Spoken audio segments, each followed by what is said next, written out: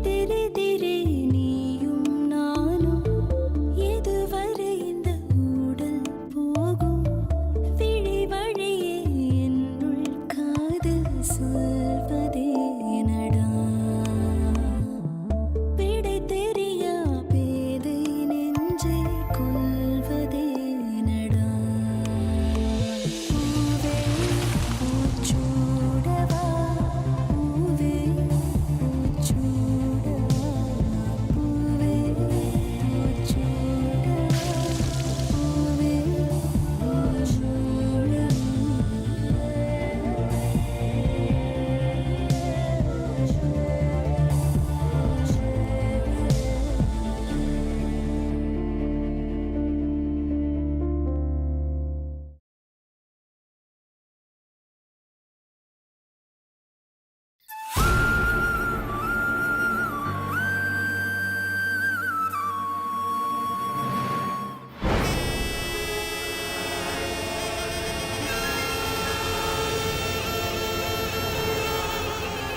என்னாச்சு சுந்தர்?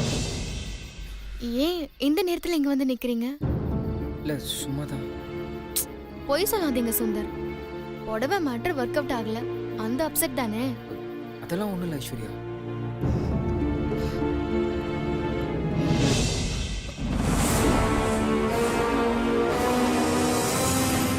என்னங்க என்னங்க, மீனாட்சி புடவை எரிச்சது கூட நமக்கு சக்சஸ் தான். என்னதான் இருந்தாலும் தான் புருஷன் இன்னொரு பொண்ணுக்கு புடவை வாங்கி கொடுத்தா அது யாருக்கு தான் பிடிக்கும்? அதான் புடவை எரிச்சிட்டா. அப்படின்னா மீனாட்சி கோவப்பட ஆரம்பிச்சிட்டா, அதுவும் நல்லதுக்கு தான்.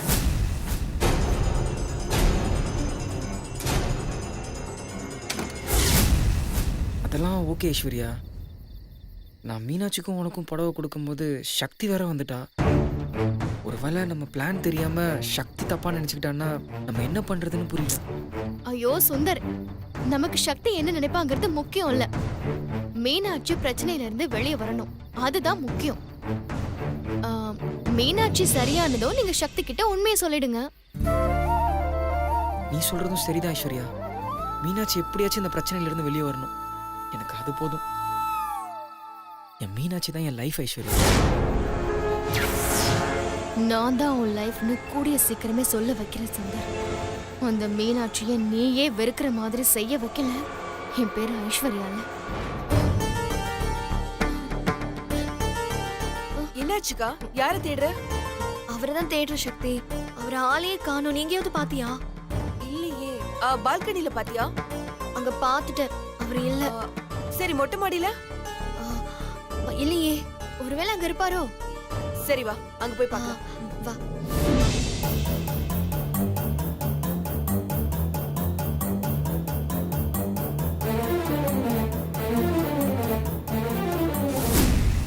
அடுத்து என்ன ஐடியா பண்ணலாம் ஐஸ்வர்யா? யோசிக்கலாம் சுந்தர். ஏதாச்சும் கொஞ்சம் யோசிச்சு மீனாட்சி கொஞ்சம் சீக்கிரம் சரி பண்ணணும். ஐயோ சுந்தர், நான் என்ன காமெடியனா?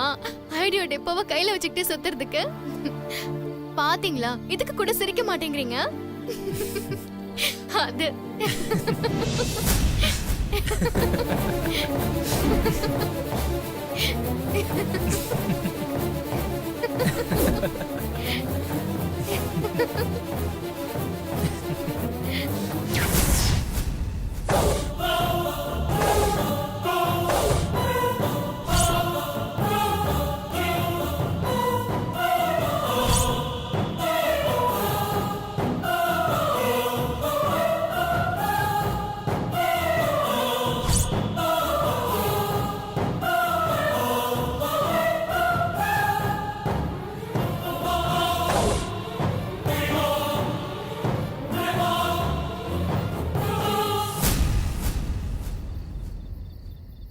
மீனாட்சி, நீ எப்போ வந்த? நான் வரது இருக்கட்டுங்க. இங்க நீங்க ரெண்டு பேரும் என்ன பண்ணிட்டு இருக்கீங்க? ஒன்றும் இல்லை மீனாட்சி, ஐஸ்வர்யாட்ட பேசிட்டு இருந்தேன். ஐஸ்வர்யா ஒரு ஜோக் சொன்னாலா, அதை கேட்டு சிரிச்சிட்டு இருந்தேன். அந்த நேரம் பார்த்து நீங்க ரெண்டு பேரும் வந்துட்டீங்க.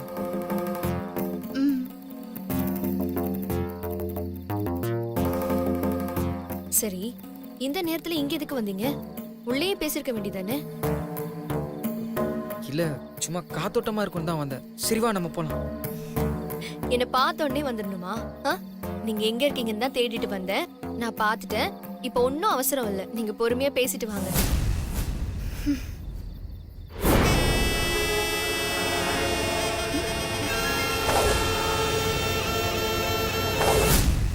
சக்தி வா போலாம். மீனாட்சி சும்மா தான் பேசிட்டு இருந்தோம், பேசி முடிச்சிட்டோம். நீ வா போலாம். ம், சக்தி குட் நைட். சக்தி ம். நீ வா. ஐஸ்வர்யா நீ போய் தூங்கு. நீ போ சக்தி.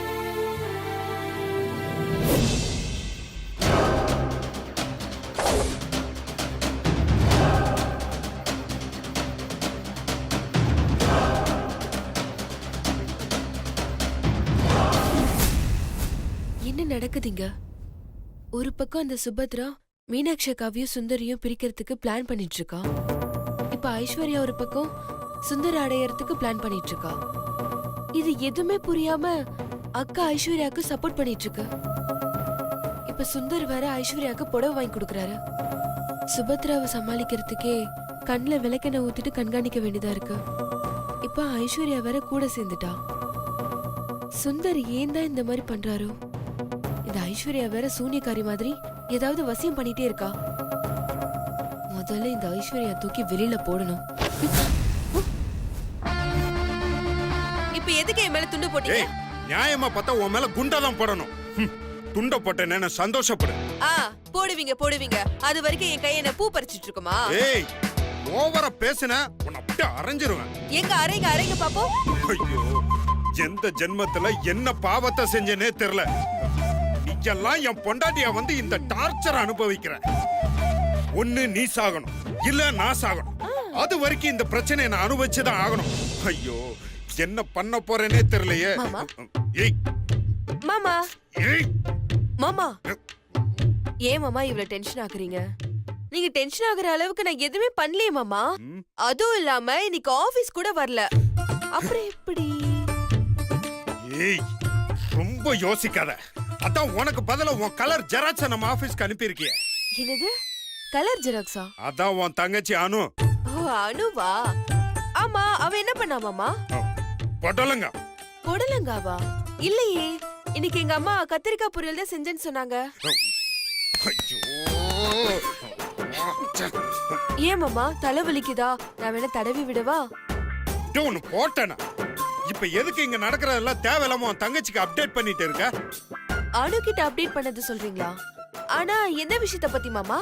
ஓ, எந்த விஷயம்னு தேடி கண்டுபிடிக்கிற அளவுக்கு எல்லாத்தையும் அப்டேட் பண்ணிட்டு இருக்க. பேசாம ஒண்ணு பண்ணு. இங்க 2 சிசிடிவி கேமரா மாட்டி அத டிவிடி காப்பி எடுத்து டெய்லி உன் தங்கச்சிக்கு அனுப்பிடு. சோ, போங்க வேண்டாம் மாமா, அவ்வளவா நல்லா இருக்காது. நம்ம ரொமான்ஸ் பண்றதை யாரும் பார்க்க கூடாது. கர்ம கர்ம கர்ம கர்ம கர்ம. ஏய் ஏய், இன்னொரு வாட்டி உன் வாயில இருந்து ரொமான்ஸ்ங்கிற வார்த்தையை மட்டும் யூஸ் பண்ணாத.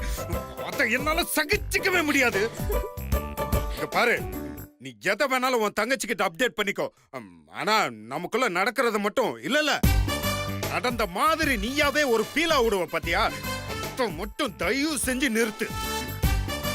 கேட்ட அப்படியே என் மண்டெல்லாம் சூடாகுது. ஆமா, உங்க மண்டை சூடாகிற அளவுக்கு அப்படி என்ன மாமா சொன்னா? ஏன் நீதானே சொன்ன? உனக்கு தெரியாது?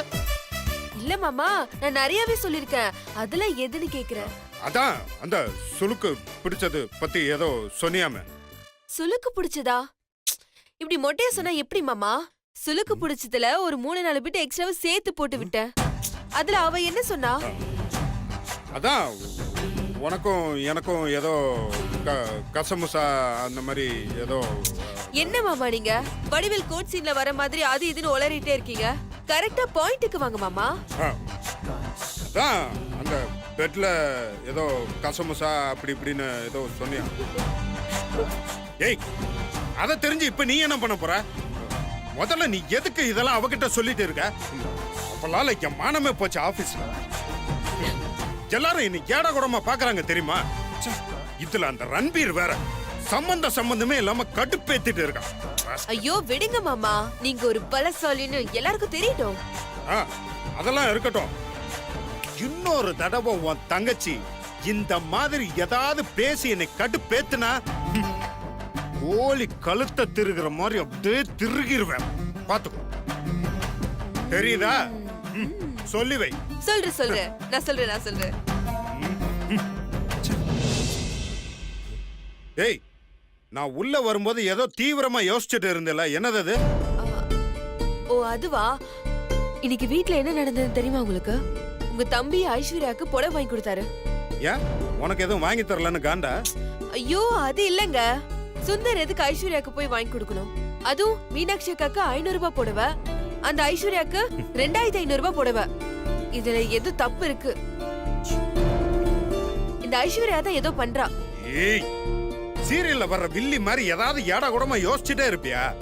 நீ பேசாம ஒண்ணு பண்ண, நம்ம ஆபீஸ்ல இருக்கிற ஜாபை ரிசைன் பண்ணிரு, என் ஒய்ஃப்ங்கிற ஜாபையே ரிசைன் பண்ணிரு. அதுக்கப்புறம் சீரியல்ல வில்லியா நடிக்க போயிரு. உனக்கெல்லாம் டயலாக்கே எழுத தேவையில்ல, நீ சும்மா அப்படியே பேச ஆரம்பிச்சாலே போதும். எங்கேயோ போயிருவ. உங்ககிட்ட போய் சொன்ன பாருங்க. ச்சே. அதத்தான் நானும் சொல்றேன், இனிமே யாருக்கிட்டயுமே சொல்லாத. அனு, ஹலோ அனு.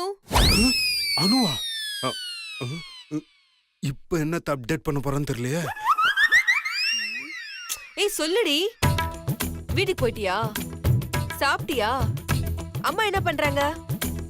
ஓ ஓகே ஓகே. நானா? நான் இப்போ எங்க ரூம்ல மாமாக்கு பக்கத்துல உட்கார்ந்துட்டு இருக்கேன். ஐயோ சும்மா இருங்க, எப்ப பாரு ஏதாவது ஒரு சிலிமிஷம் பண்ணிட்டே இருக்க வேண்டியது.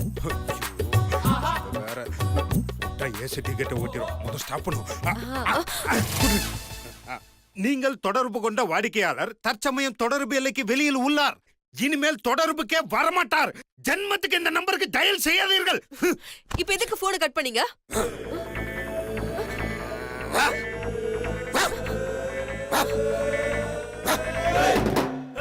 என்னாச்சு என் புருஷனுக்கு? முருங்கைக்காய் ட்ரீட்மெண்ட் மாதிரியே புதுசா இன்னொரு பிளான் ரெடி பண்ணணும் போல இருக்கு. ரெடி பண்ணிருவோம்.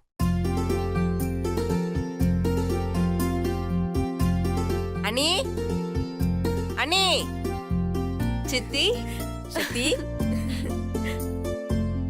வாங்க சித்தி, எப்படி இருக்கீங்க? நான் நல்லா இருக்கேன். ஆமா, நீ எப்படி இருக்க? எனக்கு என்ன, நான் சூப்பரா இருக்கேன். ஆமா, வீட்ல யாரும் இல்லையா?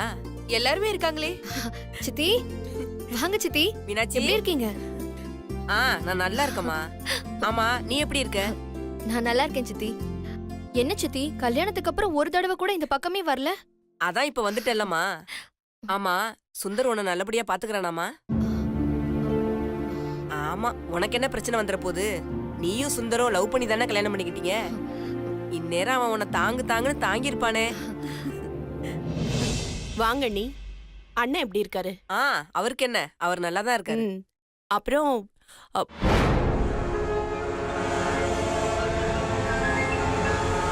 ஆமா, நீ கார்த்திக் தங்கச்சி ஐஸ்வர்யா தானே?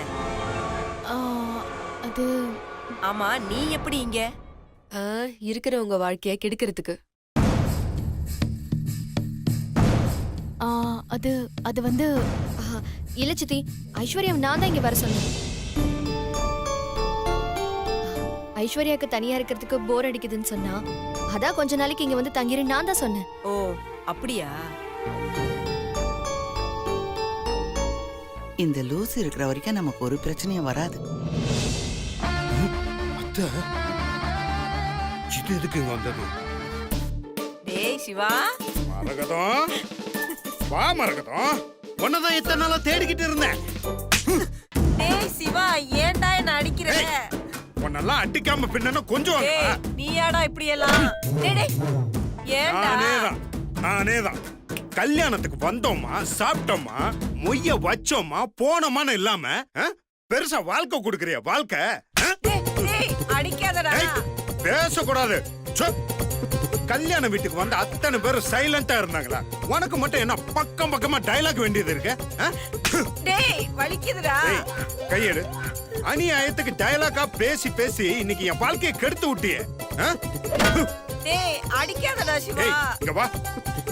உன்னால டெய்லி ரண வேதனை அனுபவிச்சுட்டு இருக்கேன். எப்படி இருக்கு தெரியுமா எனக்கு? மரகதம், என்னங்க அங்கேயே நின்னுட்டீங்க? கனவா? உங்க அத்தா வந்திருக்காங்க, வாங்க. வாடா மாப்பிள. அது எனக்கு தெரியாதா? வர்றேன். அத்தை நல்லா இருக்கீங்களா? நல்லா இருக்க மாப்பிள. ஏங்க மாமா வரலையான்னு கேளுங்க. ஏய் அது தெரியாதா எனக்கு? டே சிவா, பாவண்டா சக்தி. அவ சின்ன பொண்ணு. அவளை போய் இந்த அதட்டுற. நான் வந்திருக்கேன்னு சந்தோஷத்துல சொன்னா நீ ரொம்ப ஓவரா தான் பேசுற. ஆமா ஆமா, நீ வந்ததுக்கு கண்டிப்பா அவ சந்தோஷமா தான் இருப்பா.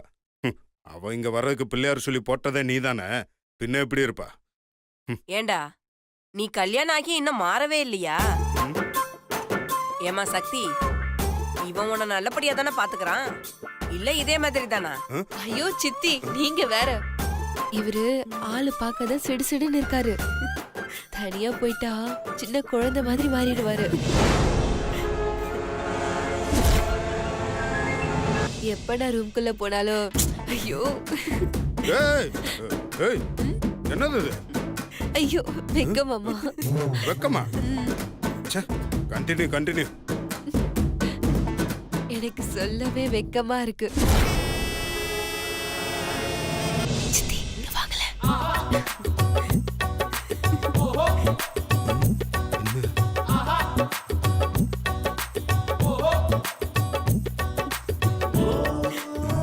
என்னடா இது? இவ வெக்கப்படுறா, அதை கேட்டு அத்தையும் வெக்கப்படுது. கர்மம் என்ன நடக்க போதோ. டேய் சிவா, இவ்வளவு சேட்டையெல்லாம் பண்றியா நீ? ஏய், எப்ப பார்த்தாலும் கண்டதை வளரிட்டு இருப்பியா? என்னம்மா சொல்றான் அவன்? ஆ, எதுக்கு இதெல்லாம் அத்தை கிட்ட சொல்றேன்னு சொல்லி திட்டுறாரு சித்தி. ஆ, ஏய். பாருங்க பாருங்க முறைக்கிறாரு. டேய், இதெல்லாம் பொம்பளைங்க சமாச்சாரம். நீ சொன்னாலும் சொல்லலைன்னாலும் இதெல்லாம் நாங்க கேட்டு தெரிஞ்சுப்போம். ஓ அப்படியா? அப்ப பொம்பளைங்க எல்லாரும் ஒண்ணா உட்காந்து பேசிட்டு இருங்க, நான் ஆபீஸ் கிளம்புறேன். வரேன், பை. டேய் இருடா, நான் வந்த விஷயமே முடியல, அதுக்குள்ள நீ கிளம்புற? அத்தை, எனக்கு ஆபீஸ்க்கு டைம் ஆயிடுச்சு, நான் கிளம்பணும். நீங்க வேற. இருடா போகலாம், எல்லாத்துலயும் உனக்கு அவசரம் தான். அத்தை, தேவையில்லாத டாபிக் வேணாம்.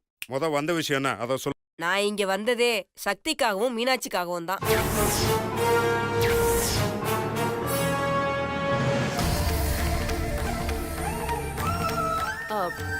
புரியல நீ. அது ஒண்ணும் இல்ல நீ. என் நாத்தனாருக்கு 2 பொண்ணுங்க. 2 பொண்ணுங்களையும் ஒரே வீட்ல தான் கட்டி கொடுத்தோம். நல்ல பணக்கார வீட்டு சம்பந்தம். பசங்க 2 பேரும் தங்கமான புள்ளைங்க. ஆனா என்னமோ தெரியல நீ, மூத்த பொண்ணுக்கு கல்யாணம் ஆனதுல இருந்து பிரச்சனை மேல பிரச்சனை வந்துகிட்டே இருக்கு. வீட்ல தான் பிரச்சனையா இருக்குன்னு பார்த்தா அவ புருஷனோட தொழிலையும் ஏகப்பட்ட நஷ்டம். எந்த வேலைக்கு போனாலும் நிரந்தரமா இருக்கவே முடியல. அதனால அந்த பொண்ணோட மாமியாரு அந்த பொண்ணோட ராசி தான் இப்படி இருக்குன்னு கரிச்சி கொட்ட ஆரம்பிச்சிட்டாங்க. ஒருத்தெல்லாம் பார்த்து தான் கல்யாணம் பண்ணி வச்சோம். ஆனா அவ வாழ்க்கை இப்படி ஆயிடுச்சு. ஒருவேளை பொண்ணு ஜாதகத்துல தான் ஏதாவது பிரச்சனையோன்னு அவ ஜாதகத்தை எடுத்துட்டு போய் ஜோசியரை பார்த்தோம். அவர் ஜாதகத்தை பார்த்த உடனே என் நாத்தனார்கிட்ட உங்க 2 பொண்ணையும் ஒரே வீட்ல தான் கட்டி கொடுத்தீங்களான்னு கேட்டாரு. நாங்களும் ஆமான்னு சொன்னோம். அதுதாம்மா பிரச்சனையேன்னு சொல்லி பொதுவா அக்கா தங்கச்சிங்கள ஒரே வீட்ல கட்டி கொடுத்தா ஒருத்தர் வாழ்க்கை நல்லபடியாவும் இன்னொருத்தர் வாழ்க்கை பிரச்சனையா தான் இருக்கும்னு அவர் சொன்னாரு.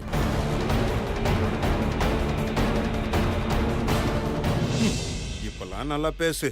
இந்த கண்டென்ட் மொத்தத்தையும் என் கல்யாணம் தப்ப பேசியிருந்தேனா நான் எஸ்கேப் ஆயிருப்பேன். அதுக்கு ஏதாவது பரிகாரம் இருக்கான்னு கேட்டோம். இருக்குமா? உங்க வீட்ல சாவித்திரி பூஜை பண்ணுங்க, எல்லாம் சரியாயிரும்னு ஜோசியர் சொன்னாரு.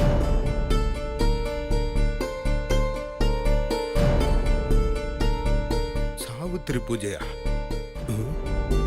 ஜோசியர் அந்த மாதிரி சொன்னதும் எனக்கு சக்தியும் மீனாட்சியும் தான் ஞாபகத்துக்கு வந்தாங்க. ஏன்னா சக்திக்கு நான் சொல்லி தானே சிவா கூட கல்யாணம் ஆச்சு. அக்கா தங்கச்சிங்க ஒரே வீட்ல கட்டி கொடுக்க நான் தானே காரணமா இருந்தேன். அதனால சக்திக்கும் மீனாட்சிக்கும் இந்த பரிகாரத்தை பண்ணணும்னு சொல்லதான் நான் இங்க வந்தேன். என்னது? ஏய், இப்படி வா, இப்படி வா. பூஜை பண்ணணுமா? அத்தை, நீங்களே எந்த காலத்துல இருக்கீங்க? ஏதோ ஒரு வீட்ல அந்த மாதிரி நடந்தா எல்லாரும் வீட்ல அதே மாதிரி நடக்குமா? அதெல்லாம் ஒன்றும் தேவையில்ல, பேசாம இருங்க. அந்த ஜோசியர் உங்ககிட்ட ஏதாவது மீட்டர் போடுறதுக்காக இப்படி ஒரு பிட்ட போட்டிருப்பான். நீங்களும் அதை தெரியாம கட்டை போய் தூக்கிட்டு கிளம்பி வந்துட்டீங்க. தயவு செஞ்சு சொல்றேன், இந்த பூஜை கீச்செல்லாம் எதுவும் வேணாம். டேய் சிவா, சும்மா இருடா, உனக்கெல்லாம் ஒண்ணும் தெரியாது. அத்தை ப்ளீஸ், அதெல்லாம் எதுவும் வேணாம். நான் அவளை சந்தோஷமா தான் வச்சிருக்கேன் இல்லம்மா அதான் அவ காது கிட்டக்கு வந்து சொன்னால அப்புறம் என்ன அதெல்லாம் நல்லபடியா தான் வச்சிருக்கேன். வேணா மீனாட்சிட்டையும் கேட்டு பாருங்க, சுந்தர் நல்லபடியா தான் பாத்துக்கிறான். அடிக்கடி எங்க வீட்டுல கரண்ட்லாம் கூட கட் ஆகுது. இல்ல நல்லா பாத்துக்கிறான்னு சொல்ல வந்தேன். அத்த இதெல்லாம் நம்ம மனசை பொறுத்தது. சும்மா அவன் சொல்றான் இவன் சொல்றான்னு சொல்லி கண்டதை போட்டு குழப்பிக்காதீங்க. அண்ணி நீங்களாவது சொல்லுங்க நீ சிவா கிட்ட. இல்ல நீ சிவா என்ன சொல்றானோ அதைத்தான் செய்வோம். ஏன்னா இந்த வீட்டை பொறுத்த வரைக்கும் அவனோட முடிவுதான். சித்தி நாம அந்த பூஜையை பண்ணலாம்.